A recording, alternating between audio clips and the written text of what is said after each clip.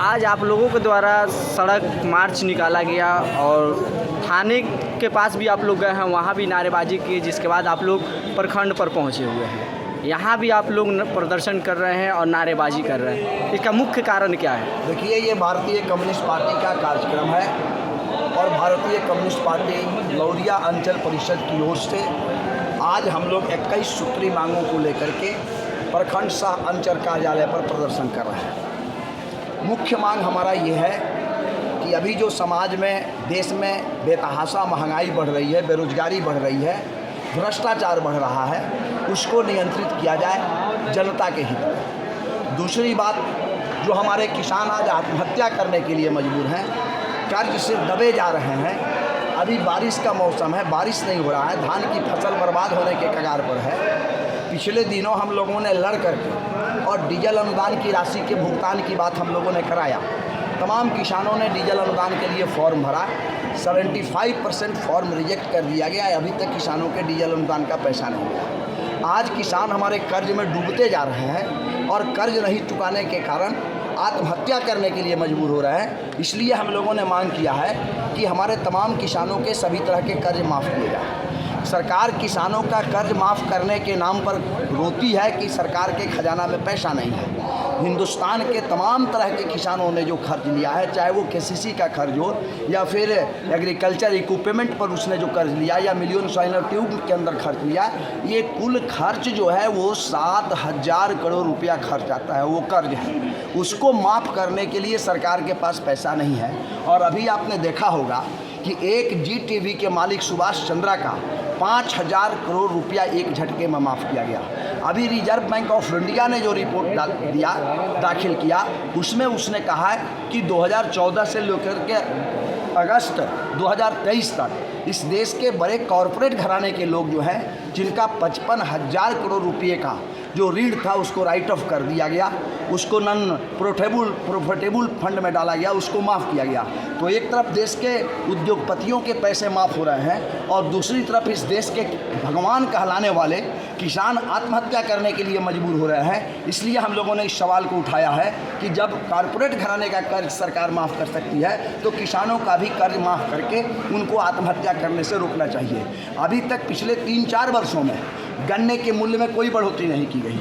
आज भी गन्ना का पुराना मूल्य चल रहा है। न भारत सरकार गन्ना का मूल्य तय कर रही है, न जो कैन कंट्रोल बोर्ड है वो तय कर पा रहा है, न राज्य की सरकारें तय कर पा रही है। इसलिए हम लोगों ने मांग किया है कि इस साल गन्ना का मूल्य जो है वो 500 रुपया क्विंटल घोषित होनी चाहिए। जो तमाम भूमिहीन लोग हैं, जिनका रहने के लिए घर नहीं है और ज़मीन के अभाव में उनको प्रधानमंत्री आवास योजना का लाभ भी नहीं मिल पाता है, तो उनके लिए सरकार ज़मीन उपलब्ध कराए। सरकार का ज़मीन है, चाहे वो मालिक गनमजरुआ हो, आम गनमजरुआ हो, प्रति कदीमो हिंद केसरी की ज़मीन हो, विनोबा भावे के आंदोलन की ज़मीन हो, ये तमाम ज़मीन जो है आज बड़े लोगों के कब्जे में है। और हमारे गरीब लोग जो हैं वो ज़मीन के अभाव में सड़क के किनारे या कहीं घर बना के रह रहे हैं, तो उनको रोज़ उजाड़ने की धमकी दी जा रही है। हम लोगों ने मांग किया है कि सरकार के फैसले के हिसाब से तमाम भूमिहीनों को 5 डिसमिल ज़मीन दिया जाए। बहुत सारे लोग हैं जिनको पर्चा वाली ज़मीन पर पर्चा दिया गया है, जो सीलिंग से फालतू ज़मीन था, लेकिन आज भी वो पर्चा लेकर के घूम रहे हैं। ज़मीन के ऊपर उनका कब्जा नहीं है। जिन ज़मींदारों की ज़मीन सीलिंग से फालतू घोषित की गई, आज भी उस ज़मीन पर उन्हीं का कब्जा है। तो वैसी पर्चाधारी वाली ज़मीनों पर तमाम पर्चाधारियों को कब्जा दिलाया जाए और पर्चा से संबंधित और सीलिंग से संबंधित जितने मुकदमे विभिन्न न्यायालयों में चल रहे हैं, वो कलेक्टर से लेकर के कमिश्नर तक या हाई कोर्ट तक, उन तमाम केसों का अविलंब निष्पादन करके और उन पर्चाधारी गरीबों को न्याय दिया जाए। इस सवाल को भी आज हम लोगों ने उठाया है। हम लोगों ने उठाया है कि हमारे समाज के जो नियोजित शिक्षक हैं उनको राज्यकर्मी का दर्जा दिया जाए। हमारे समाज की जो बेटियां, बहनें, बहुएं, हमारे बेटे भतीजे जो संविदा के कर्मी हैं, जो विभिन्न स्कीम वर्कर्स के रूप में काम करते हैं, उनकी सेवा स्थायी की जाए। इस सवाल को भी आज हम लोगों ने उठाया है। इस सवाल को भी आज हम लोगों ने उठाया है कि समाज के अंदर जो नफ़रत का बीज बो करके और नफ़रत की राजनीति किया जा रहा है, उस पर रोक लगाया जाए।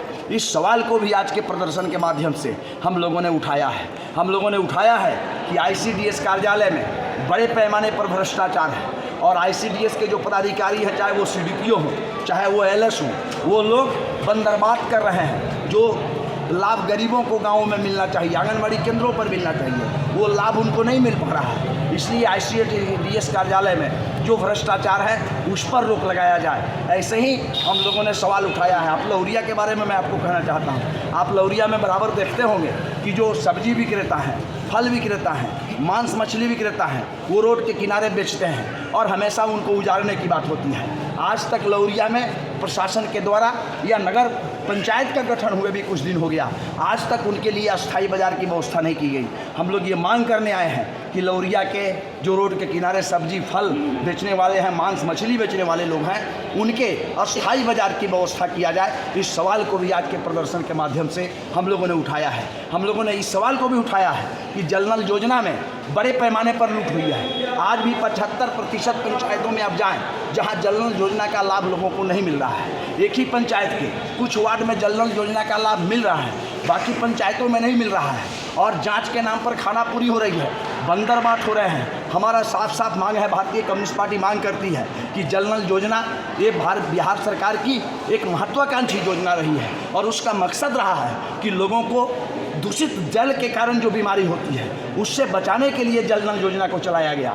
हमारा मांग है कि तमाम लोगों को निष्पक्ष जांच करके और जिन लोगों ने जल नल योजना का बंदरबांट किया है, चाहे वो प्रखंड विकास पदाधिकारी उसके घेरे में आवें, चाहे PhD के इंजीनियर और SDO उसके घेरे में आवें, कोई मुखिया जी उसके घेरे में आवें, कोई वार्ड सदस्य जी घेरे में आए या वार्ड की कार्यान्वयन समिति उसके घेरे में आए, उन तमाम लोगों के ऊपर FIR करके जेल के अंदर बंद किया जाना चाहिए जिन्होंने हमारे समाज के धन को जल नल योजना के तहत लूटने का काम किया है। ये तमाम सवालों को आज लेकर के आज हम लोग प्रदर्शन करने आए हैं और ये प्रदर्शन नहीं करने आए हैं, ये चेताने आए हैं कि इस प्रदर्शन के बाद यदि अंचल कार्यालय में और ब्लॉक में सुधार नहीं हुआ, अंचल कार्यालय की स्थिति क्या है, दाखिल खारिज के नाम पर बगैर रिश्वत का दाखिल खारिज नहीं हो रहा है। ओरिजिनल दस्तावेज है आपका दाखिल खारिज नहीं होगा।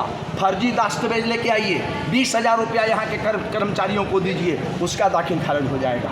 परिमार्जन के नाम पर बड़े पैमाने पर लूट हो रही है। यदि अंचल कार्यालय में दाखिल खारिज और परिमार्जन के नाम पर लूट जो हो रहा है इसको बंद नहीं किया गया और लौरिया अंचल और ब्लॉक के कर्मी और पदाधिकारी अपने चाल में सुधार नहीं किए तो इसके बाद कम्युनिस्ट पार्टी डंडा लेकर के आएगी और ये कहने के लिए हम लोग आए हैं कि आज आकंठ लौरिया ब्लॉक और अंचल जो है वह डूबा हुआ है। बसंतपुर यहाँ से 22-23 किलोमीटर पड़ता है जो इसी ब्लॉक का पंचायत है। 22-23 किलोमीटर से लोग यहाँ प्रतिदिन आते हैं अपने काम को लेकर के। कभी RTPS काउंटर काम नहीं करता है, कभी किरानी बाबू नहीं रहते हैं, कभी अफसर बाबू नहीं रहते हैं। और आपने देखा होगा कि पिछले दिनों अभी तत्कालीन जिला पदाधिकारी दिनेश कुमार राय जी ने जब औचक निरीक्षण किया इस लौरिया अंचल और ब्लॉक का तो न अंचलाधिकारी मिले थे, न प्रखंड विकास पदाधिकारी मिले थे, न कई कर्मी मिले थे। और उसका नतीजा हुआ कि यहाँ के अंचलाधिकारी और प्रखंड विकास पदाधिकारी को यहाँ से हटा करके अभी जिला का मुख्यालय बनाया गया है। ये स्थिति है, ये शंकर जी के त्रिशूल पर ये बसा हुआ है ये लौरिया ब्लॉक। और यहाँ के लोग अफसर समझते हैं कि कोई लड़ने वाला नहीं है, तो हम ये कहने आए हैं कि बाकी लोग लड़े या ना लड़े, लाल झंडा लड़ेगा और जरूरत पड़ी तो लाल झंडा आपके सीने पर चढ़ करके हम ये भारतीय कम्युनिस्ट पार्टी का झंडा फहराएंगे। लेकिन लौरिया की जनता को भ्रष्टाचार से निजात दिलाने के लिए हमारा संघर्ष जारी रहेगा। मैं ओम प्रकाश गांधी, भारतीय कम्युनिस्ट पार्टी जिला सचिव पश्चिम चंपारण।